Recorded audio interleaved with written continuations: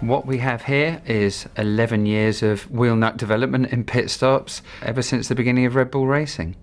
I think perhaps you could probably divide them into two sections really, the section that was refueling and the section that's happened post refueling era.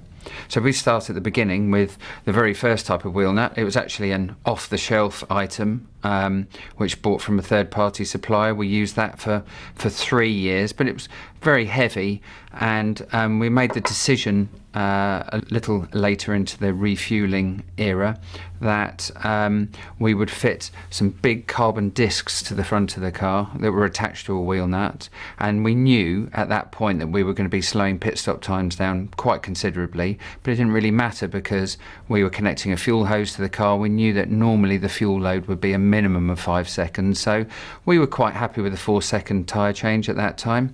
So actually we went to a very simple, I think everyone would recognise, form of wheel nuts, and that stood us in good stead for 2 years. However, there was a point that it became very clear that we were going to get rid of refueling and that we wanted to spend the minimum amount of time in the pits possible, and that's really what kicked off the rest of the wheel nuts you can see here in the future development.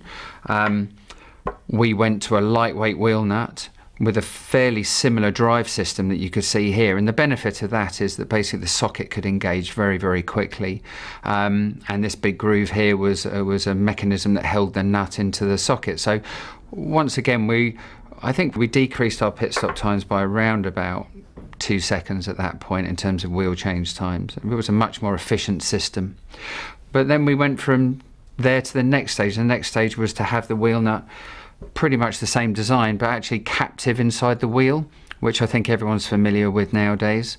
The big benefit of that was you can't lose the wheel in the pit stop, and also you're putting a new wheel nut on every single time you fit the wheel, and that's very important, especially with these aluminium wheel nut types, because the threads were prone to damage. You know, very light but very fast wheel change assembly.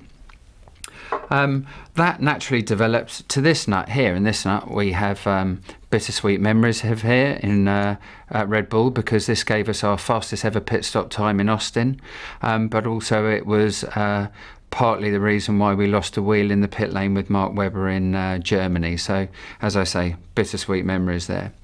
And really that nut led on to this one, which we're still using now on the rear axle of the car.